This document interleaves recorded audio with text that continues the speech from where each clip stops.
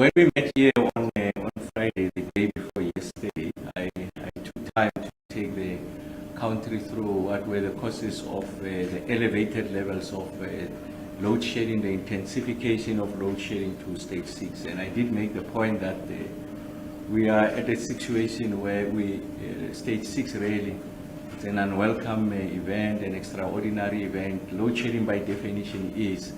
But I think stage 6 is even more acute. I think significantly disrupts the lives of people and also industry, and just undermines in the most catastrophic fashion the ability of the country to recover and to keep people into jobs. I did explain that there were two major reasons why we got into stage 6 load shedding. The first one was that we are depleting our emergency reserves at a speed at which, if they were not to be replenished, it was going to threaten, if you like, the security of the grid. So it's important that at all material times we give priority to the protection and the preservation of the grid. And then we made a determination that there's a need for us to replenish those emergency reserves. And our computation was suggesting that we'll need Friday, Saturday, and Sunday for us to be able to execute that function, so that we're able to, by Monday morning, to provide some degree of relief from the heightened intensity of load shedding. And then the second reason that I provided at the time was that there was a spike in the demand, sudden 1,500 megawatts. What that meant is that we had to do one of two things: either continue to deploy the emergency reserves, and I just explained that we're depleting them faster than anticipated, so that was not an option. And the second option was to intensify the load shedding levels, which is an option that we followed. Because it's the most judicious option in the context of the challenges that were confronting us. And I did say that part of the work that we'll be doing was to ensure that we accelerate the return of those units, or we keep to the return to service schedules of the units that had gone out, so that they give us some degree of relief. So I want to share with you where we are in that exercise. So the major problem really started the week preceding the last one, where we had a significant amount of losses, and these losses meant that we had to engage our emergency reserves. So we took the decision to engage the emergency reserves because we are anticipating units to come back on time to provide relief on those emergency reserves.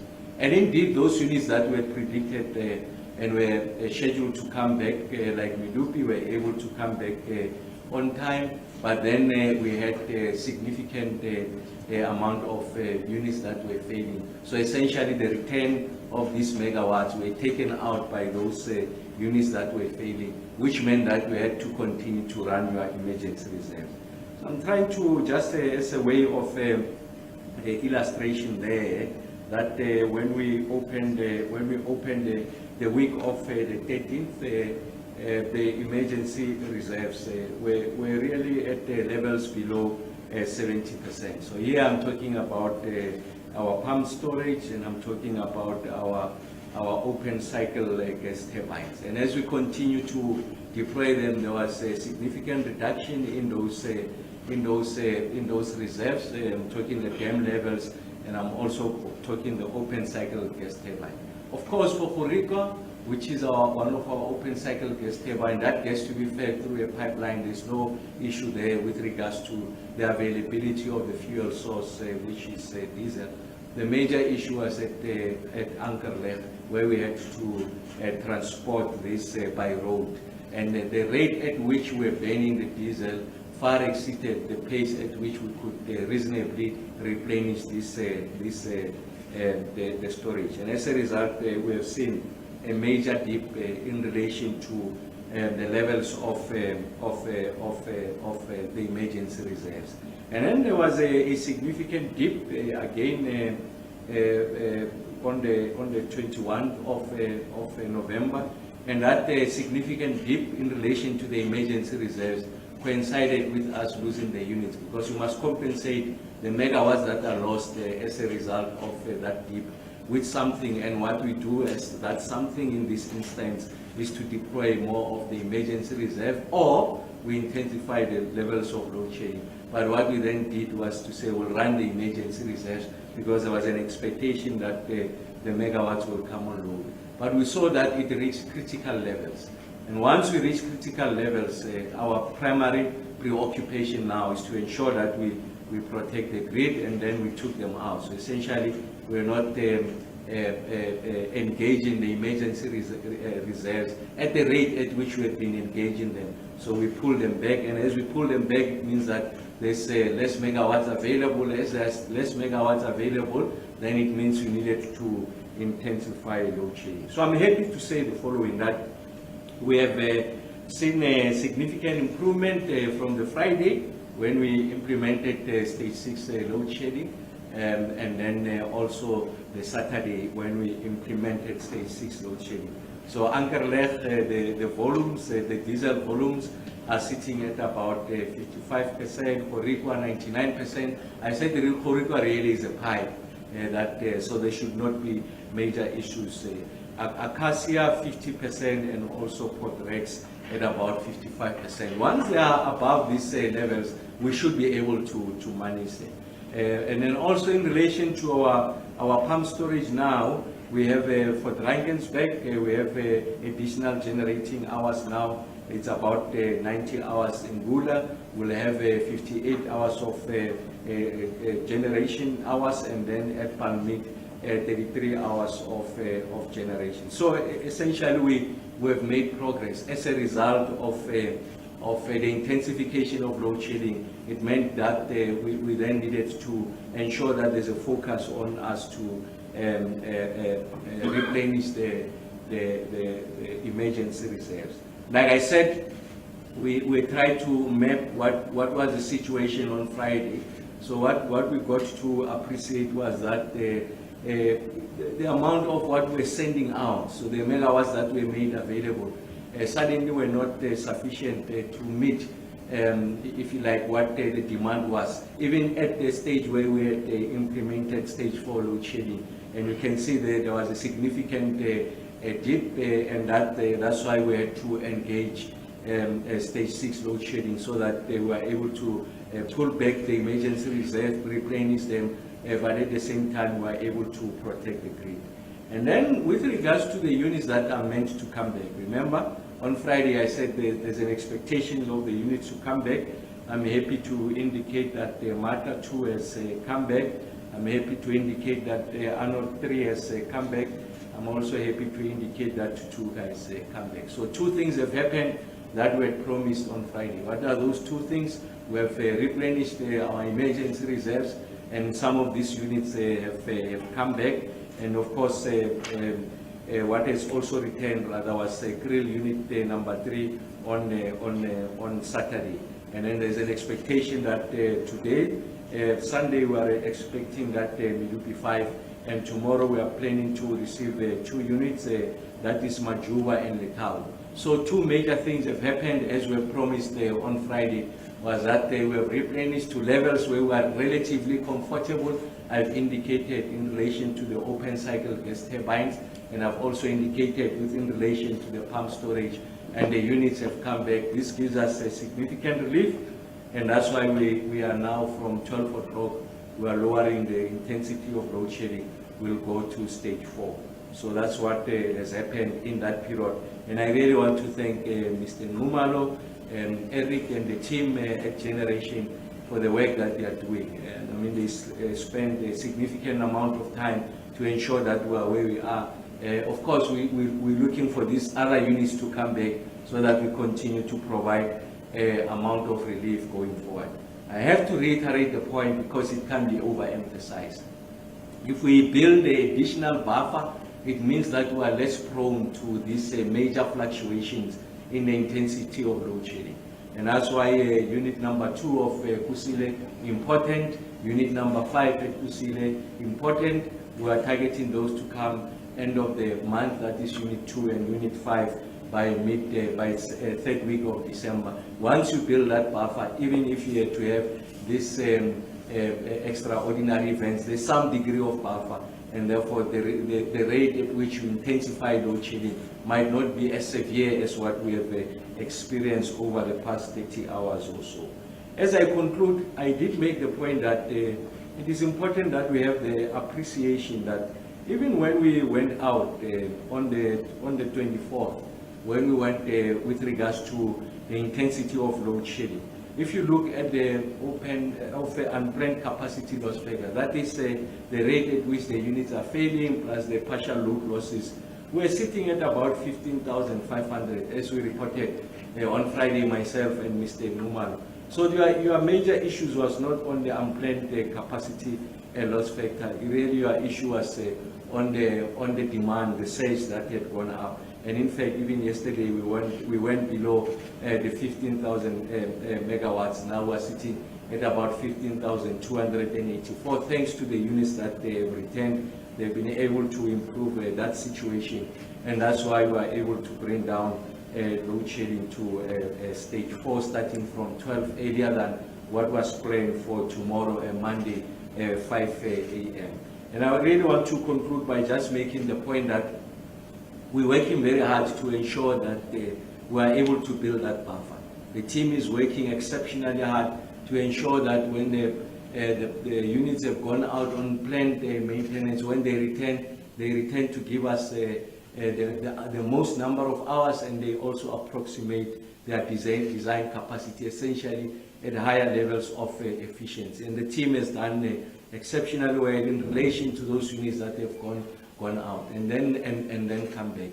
And then the other area that is continuing to receive a significant amount of attention is your boiler tube leaks. I mean, if you look at what has been the amount of losses of this generating unit, more than 50% of them were on account of boiler tube leaks. The team has got specialized individual skills to work on this. Of course, we'll continue to look for opportunity to buttress those skills, and Mr. Numar and Eric and the entirety of the team, including the station managers, are focused at ensuring that we were able to address that. So we really want to say we do apologize most profusely, like I said, at the extreme amount of inconvenience that has been caused.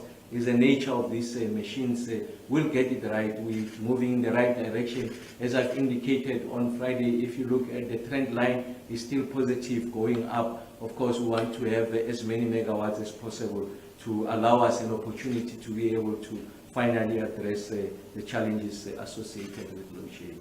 So thank you very much, Dr.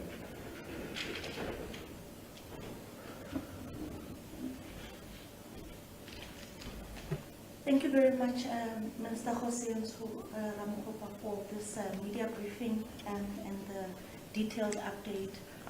Colleagues, before we commence with the Q&A session, I would just like to indicate that the Minister is joined by Eric Shunmagam from ESCOM's Generation Division, as well as Ms. Daphne Mokwena. And I would now like to open the floor for questions from members of the media. By show of hands, we'll start with colleagues that have joined us who are in the room.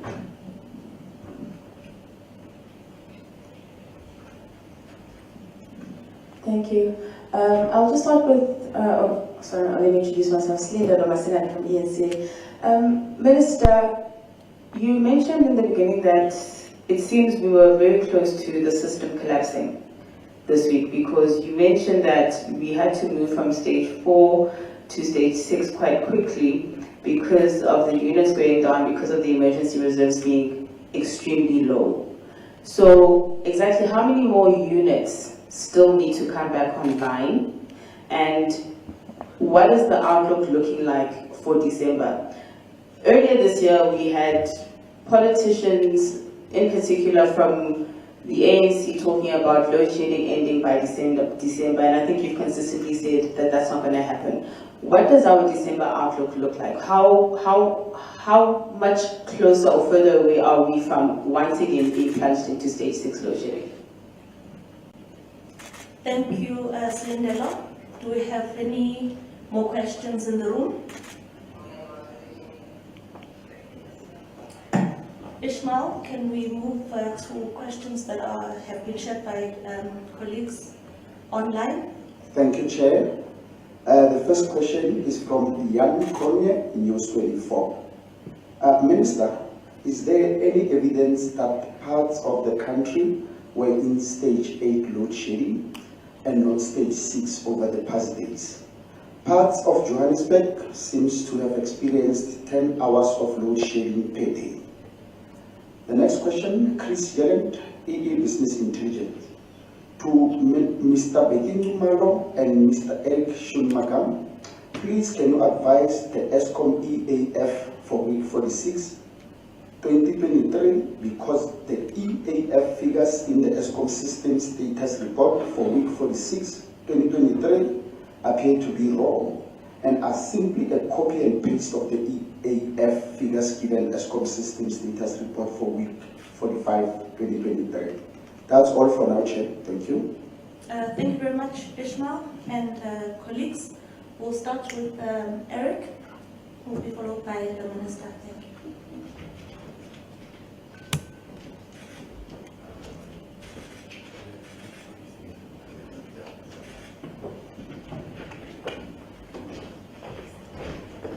Hi, good morning, colleagues, and thank you to the media. To answer, I think, Chris's question on week 46, Chris, I'm happy to actually just get the exact details and post it to you. We're aware of your query. I think there are some IT issues that we are addressing with the transmission system operator and the IT personnel. And I think in terms of that mismatch, we will address. In terms of that exact EAF, I'm happy to get the details from my team, and we can communicate that accordingly.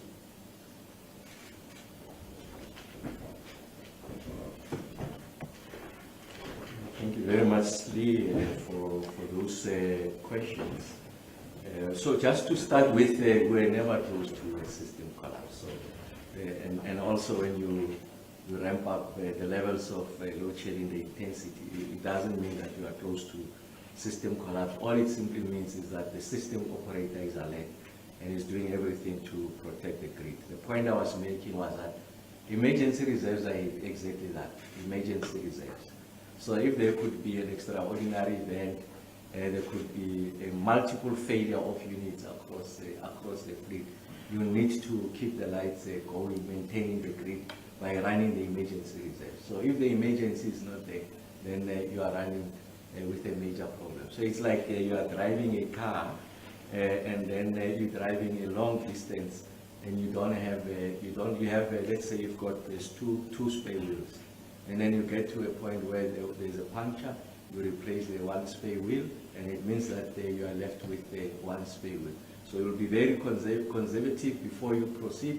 You really want to make sure that you've got the additional benefit of another spare wheel, otherwise you'll run into significant problems. So the long and short to your question, no, never close to a system collapse. So we are never close to that. So if that's the impression I gave, I want to rectify that.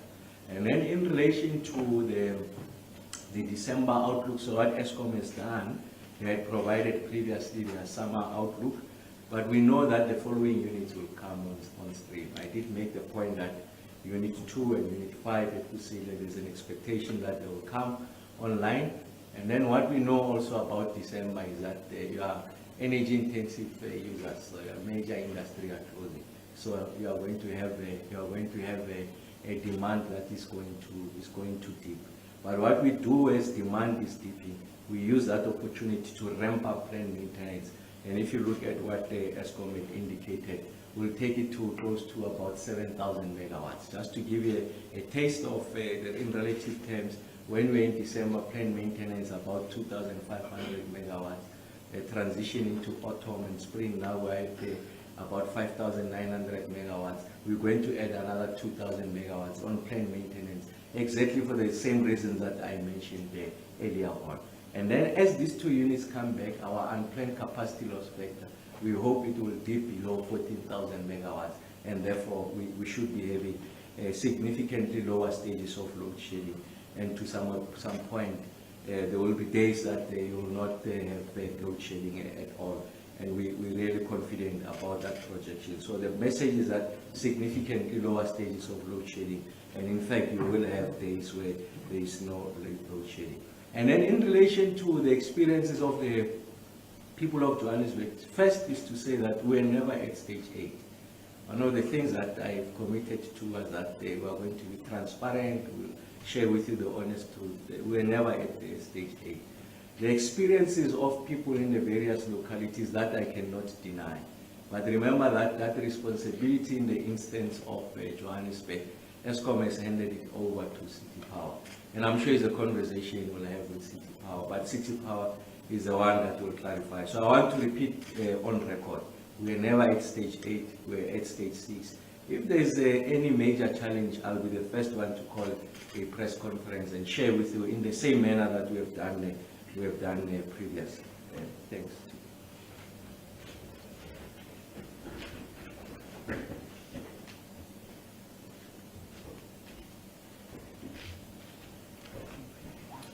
Thank you very much, Minister.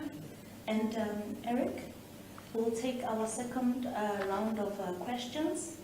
Again, starting with members of the media that are in the room. Are there any hands? If we don't have any questions in the room, we'll move on to Ishmael with questions that have been sent online. Thanks, Chairperson. We have two questions from Terence Creamer in Engineering News. Minister, has Kuwait Unit 1 been fully returned?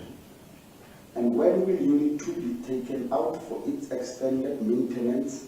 And what is the scheduled return to service date for Unit 2? What is the load shedding outlook for the coming week beyond today and Monday? Thank you, Chair, that's all.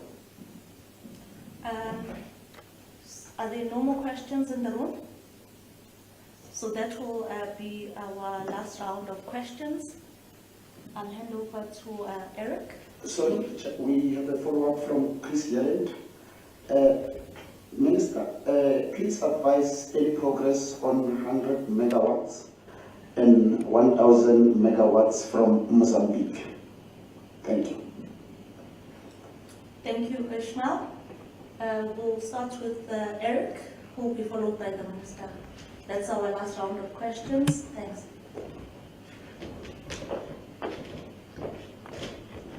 I thank you, Terence. I think just to give you feedback, if you look at Unit 1, at the moment Unit 1 is at 614 megawatts and it's planning to ramp up. And as you know, we have to do the second sync.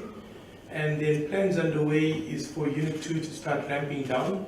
As we talk right now, Unit 2 is on at 800 megawatts. And I think in terms of the plans and processes, that should come down as soon as possible. In terms of the duration of the outage, I think we've been open about the learnings coming from Unit 1, and those learnings will obviously be applied to Unit 2. There are some risks that we are managing in terms of the license agreements. So, you know, we are planning for the outage to definitely be longer, but there are definitely risks attached to that. In terms of the planned schedule for the rest of the week, when one looks at the outages, I think as much as, you know, we give you this feedback, you need to appreciate that the system is vulnerable. But in terms of plans, we've now, from 12 o'clock, we'll move to stage 4.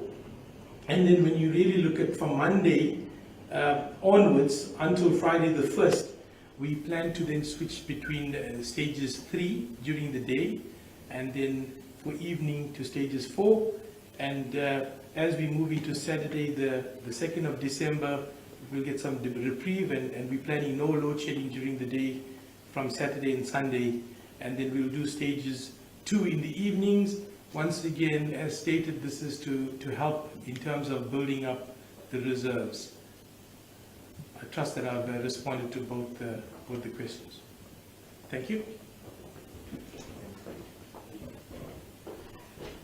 No, on the imports from Mozambique, I did make the point previously that at the ministerial level we had concluded those discussions. I also made the point that it's a contracting exercise at the level of ESCOM. And I know that they already had the green light from a number of departments that they were meant to receive a approval from, including National Treasury, DPE, DMRE, and the likes. And then it's something that now they get to process through their own internal processes, culminating in a board determination. I'm hopeful that I should be in a position to come back with regards to the exact status of this. We have a meeting scheduled with the board, and those are some of the questions that we'll place before the board. The last thing that we want to do is to interrupt and interfere in the, if you like, the governance process within ESCOM. I think the board is diligent, the executive management team is diligent.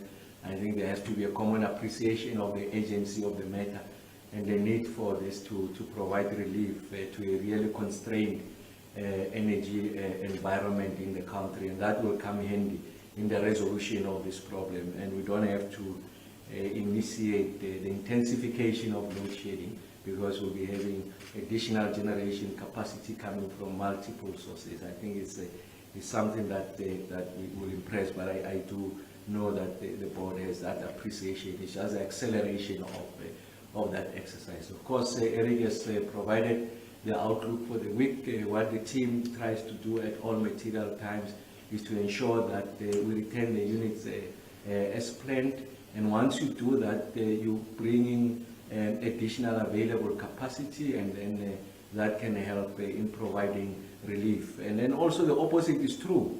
If there's going to be another cluster of units failing, then it undermines some of these projections. So I'm trying to make this point that for as long as we don't have that additional buffer, we remain prone, we remain vulnerable in relation to our projection. So the team has done so much going into the next weekend that could see a significant improvement, or it can see a deterioration.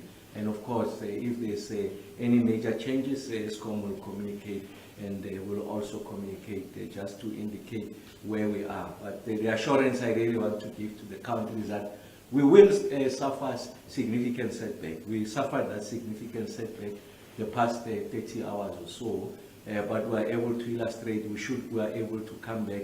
We have been able to pinpoint what the issues are, learnings that will be drawn from that. They'll be incorporated into our experiences going into the future, and how we make this intervention very difficult task, but we know what we are doing. We have always known the enormity of the task before us, and we are confident about our ability to address the situation. Again, the most enduring solution to this problem is additional generation capacity. So that can be overemphasized. So the over-reliance on ESCOM is particularly unhelpful. Of course, some of these units continues to age. The team are doing whatever they can do to ensure that they perform. We need that additional generating capacity.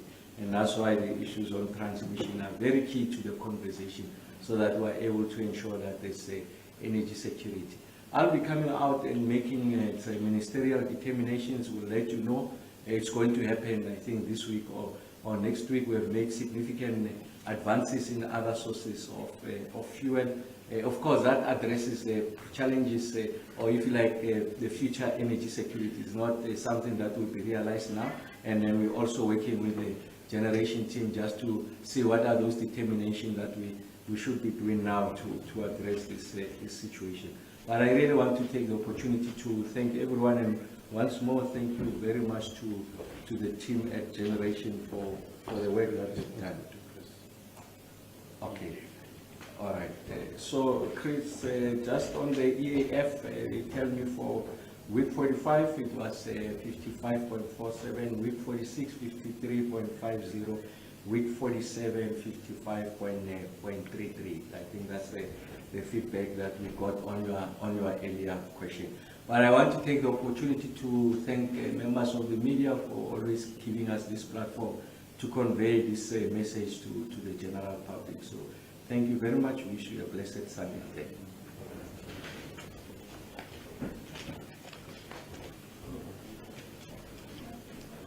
Thank Minister. Thank you, colleagues. Thank you to the members of the media once again.